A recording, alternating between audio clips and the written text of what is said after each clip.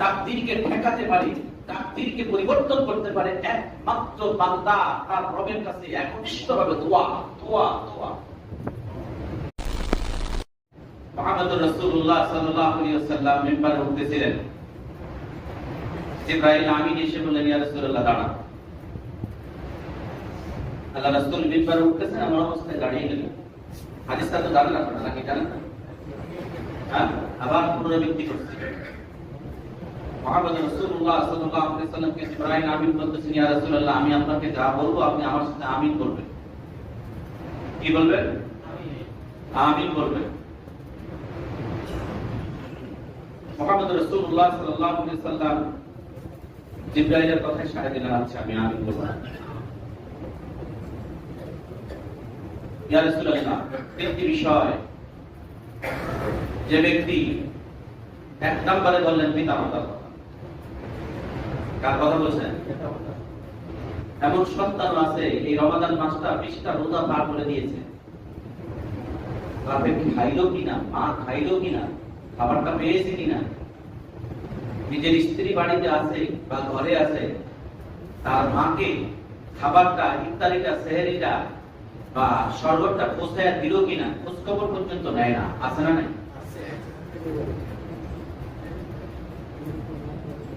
মুহাম্মদ রাসূলুল্লাহ সাল্লাল্লাহু আলাইহি ওয়াসাল্লামকে জিবরাইল আমিন বলছেন, ইয়া রাসূলুল্লাহ, যে তার পিতা কিংবা মাতাকে পেল কিন্তু খেদমত করলো না, ওই ব্যক্তির প্রতি লানত। এই লানত কার পক্ষ থেকে? জিবরাইল কার পক্ষ থেকে আসছে? আল্লাহ আমাদের হেফাজত করুন। তাহলে লানত কার পক্ষ থেকে?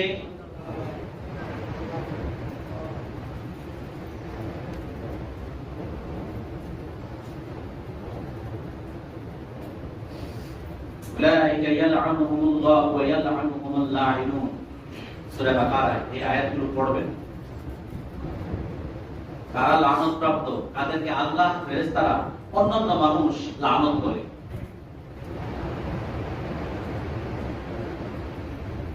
আল্লাহ, ফেরেশতা, অন্যান্য মানুষ লানত করে। লানত হলো কি? আরবি শব্দ, অর্থ কি? অভিশপ্ত। পৃথিবীতে অভিশপ্ত জাতিরা কখনো কি সফল হয়েছে? আল্লাহর পক্ষ থেকে যদি আপনি অভিশপ্ত হয়ে যান, আপনি কি আপনার জীবন দশায় কোনোদিন সফলতা পাবেন? আপনার কামাইলে যদি রোজগার বরকত পাবেন? আলহামদুলিল্লাহ, আমি আমার মার খেদমত করতে পারি না, কারণ তিনি থাকেন বাড়িতে, আমি থাকি ঢাকায়। তারপরে যতটুকু সম্ভব পারলে খোঁজ খবর নেই, কিছু ব্যবস্থা করি, এবং কোনো কাজ, কোনো কথা, কোনো কিছু করার আগে মার সাথে পরামর্শ করি। কার সাথে পরামর্শ করি? মা এটা করবো, বা এটা হবে, বা অমুক জিনিসটা হওয়ার সম্ভাবনা আছে, দোয়া করো। আমি আলহামদুলিল্লাহ আমি দেখেছি আল্লাহ আমার মাকে কবুল করুন। আমার মা আমার জন্য যা চাইছে আমি তাই পেয়েছি। আল্লাহ আমার মাকে কবুল করুন। সম্মানিত হাজিরিন, বলছিলাম মুহাম্মদ রাসূলুল্লাহ সাল্লাল্লাহু আলাইহি ওয়াসাল্লাম মেম্বারে উঠবেন এমন সময় জিবরাইল আমিন এসে বলে দিয়েছেন, যে ব্যক্তি তার পিতা এবং মাতাকে পেল, তার পিতা মাতার খেদমত করলো না, ওই ব্যক্তির প্রতি লানত। মুহাম্মদ সাল্লাল্লাহু আলাইহি ওয়াসাল্লাম সিল মোহর মেরে দিলেন, আমিন। আর ফেরত হবে? এখন এটা থেকে ফেরত হবে? হবে না কেন? মুহাম্মদ সাল্লাল্লাহু আলাইহি ওয়াসাল্লাম আমিনও ফেরত হবে। আবার এটা কেমন কথা? মুহাম্মদ সাল্লাল্লাহু আলাইহি ওয়াসাল্লাম আমিন ফেরত হবে, আপনি এই কথা বলছেন? আমি মুহাম্মদ সাল্লাল্লাহু আলাইহি ওয়াসাল্লামের একজন নগণ্য ওয়ারিস হিসেবে কথাটা বলছি। আপনি যদি এতদিন বাবা মার খেদমত করেন নাই, এখন বাবা মার কাছে ক্ষমা প্রার্থনা করেন। মা যদি মাফ করে দেয়, বাবা যদি মাফ করে দেয়, তাহলে মুহাম্মদ সাল্লাল্লাহু আলাইহি ওয়াসাল্লামের আমিন শব্দটি ওখানে স্টপ হবে। ওখানে স্টপ হবে আপনার জন্য। তাওবা করার পর পিতামাতার খেদমতে আজ থেকে যদি নিয়োজিত হয়ে যান, আশা করা যায় আল্লাহ সুবহানাহু ওয়া তাআলা আপনাকে ক্ষমা করে দিবেন। আমিন বলবেন না? দ্বিতীয়ত হলো, ইয়া রাসূলুল্লাহ, যে ব্যক্তি রমাদান মাস পেল, এখনো পর্যন্ত নিজের গুনাহগুলো মাফ করাইতে পারলো না, ওই ব্যক্তির প্রতি লানত। মুহাম্মদ সাল্লাল্লাহু আলাইহি ওয়াসাল্লাম বলেন আমি। এখন আপনি বলেন আপনার জায়গা থেকে, আপনি চাকরিজীবী, আপনি ব্যবসায়ী, আপনি অন্য যে কোনো পেশায় আছেন, আপনি পেশাগত দায়িত্ব থেকে হালালভাবে ইনকাম করছেন, এর মধ্যে কোনো সুদ, এর মধ্যে কোনো ঘুষ, এর মধ্যে ব্যবসায়ী মাত্র ওজনে কম দেন না। আমরা মনে করি কি মুদি দোকানদার মাত্র ওজনে কম দেন, ঠিক না? হ্যাঁ, আমার নিজের চোখে দেখে এই 2-3 দিন আগে আমার নিজের চোখে দেখা কাপড়ের ব্যবসায়ী কাপড়টাকে স্কেল দিয়ে মাপার সময় 1 নম্বর হলো তার স্কেলটা সোজা একটু বেঁকা আসেনি। অধিকাংশ ব্যবসায়ী স্কেলটা এই যে যেটা কঞ্চি বা কাঠি, এটা কি গজ পাকা, নাম্বার 1। আর কি করে কাপড়টাকে খুব জোর করে টেনে ধরে, কাপড়ের নামে 1 সুতা বাড়লেও বাড়ে নাকি বাড়ে না? এখানে কিন্তু সে তার মাপে চুরি করবে, কি সূক্ষ্ম চুরি আমি নিজের চোখে দেখেছি।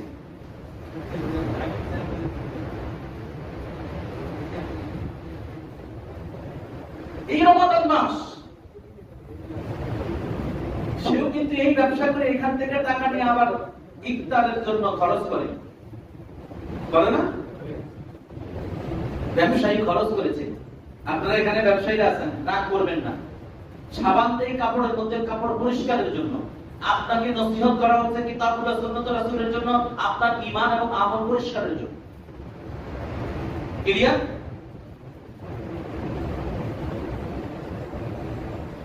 কাপড় পরিষ্কারের জন্য সাবান ব্যবহার করেন। আপনার ঈমান, আপনার দেহ, আপনার জবান, আপনার কলব, আপনার রূহ, আপনার তাওবা, আপনার ইস্তিগফার সমস্ত কিছু পরিষ্কারের আমল হলো প্রথম শর্ত হলো আপনাকে হালাল খাদ্য খেতে হবে, হালাল ইনকাম করতে হবে। এটা শর্ত, এটা শর্ত, এটা শর্ত।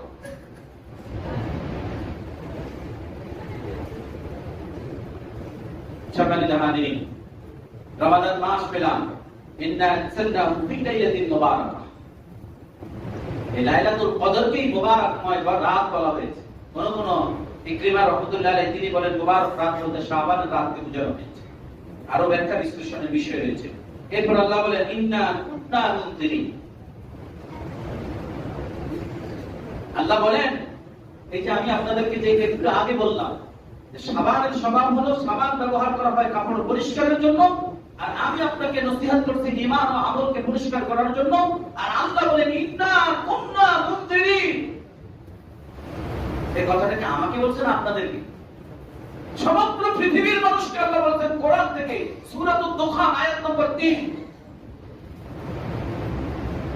ইন্না কুন্না মুনজিরিন। আল্লাহ বলেন অবশ্যই এই কোরআন বরকতময় রাতে আমি অবতীর্ণ করেছি তোমাদের জন্য। আল্লাহ বলেন আমি সতর্ককারী। কে বলছেন? কিসের থেকে আপনাকে সতর্ক করবেন? এই আয়াতের ব্যাখ্যা হলো তাফসীরে মাযহারিতে 1 নম্বর আপনাকে শিরক থেকে আল্লাহ সতর্ক করছেন। এই আয়াতে কারিমার ব্যাখ্যার প্রথম কথা হলো আল্লাহ আপনাকে শিরক থেকে, কুফর থেকে আপনাকে সতর্ক করছেন। শিরক করা যাবে না, কুফর করা যাবে না, এই জন্য আল্লাহ আপনাকে সতর্ক করছেন কোরআন দ্বারা। কেন সতর্ক করছেন? তার পরের কথায় আল্লাহ আবার আপনাকে উত্তর দিচ্ছেন ফিহা ইউফরাক, ফিহা ইউফরাকু কুল্লু আমরিন হাকিম। আল্লাহ বলেন এই রাতেই প্রত্যেক গুরুত্বপূর্ণ বিষয়ে স্থিরীকৃত হয়, অর্থাৎ নির্ধারিত হয়। কোন রাতে? লাইলাতুল কদরের রাতে। কোন রাতে? লাইলাতুল কদরের রাতে। এই কোরআনের কথাগুলো কি মানুষের হেদায়েতের জন্য, নাকি এই গাছপালা, কীট পতঙ্গ, প্রাণী, অন্য ওই যে চতুষ্পাদ জন্তুদের জন্য? কাদের জন্য? তাহলে ফিহা ইউফরাকু কুল্লু আমরিন হাকিম, এই কথা কাদের জন্য? মানুষের জন্য, আপনাদের জন্য এই কথাটা। আল্লাহ বলেন এই রাতেই প্রত্যেক গুরুত্বপূর্ণ বিষয় স্থিরীকৃত হয়, নির্ধারণ করা হয় আপনার জন্য।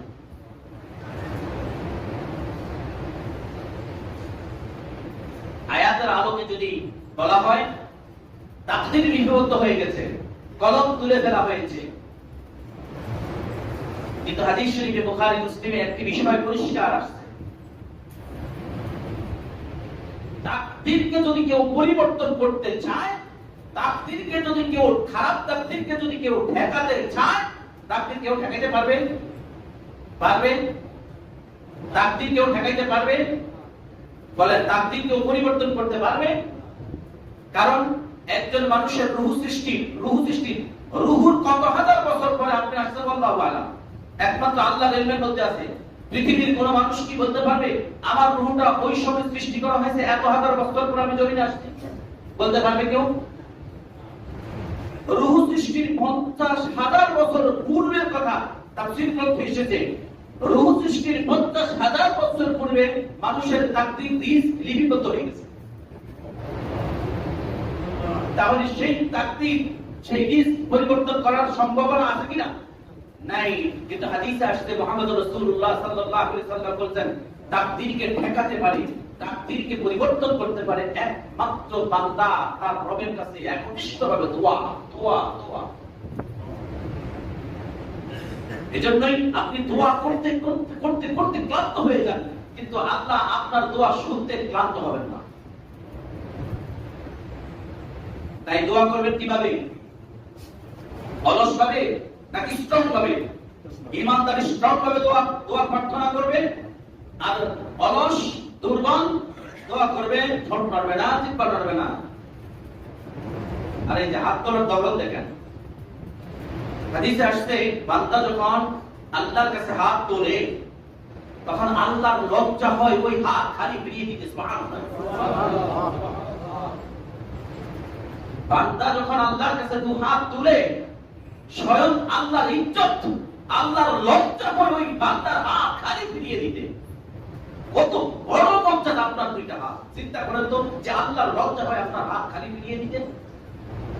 আপনার হাত আল্লাহ সুবহানাহু ওয়া তাআলার কাছে কতটা ইজ্জতপূর্ণ, যে আল্লাহ আপনার দুইটা হাতকে এতটা সম্মান আর ইজ্জত দিলেন, সে আল্লাহকে আপনি ভুলে গেলেন, সে আল্লাহকে আপনি চিনলেন না, সে আল্লাহর গোলামি থেকে আপনি নিজেকে মাহরুম রাখেন। এবার হাত তুলবেন, হাত তোলার ধরন কিভাবে?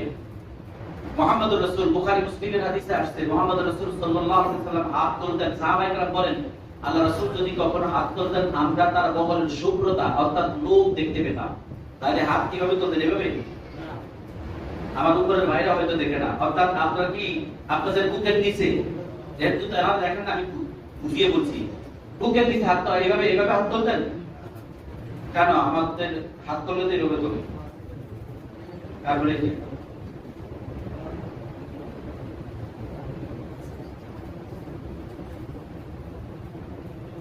আমি ভুল বলছি? হাত তোলে না এভাবে? হ্যাঁ হ্যাঁ,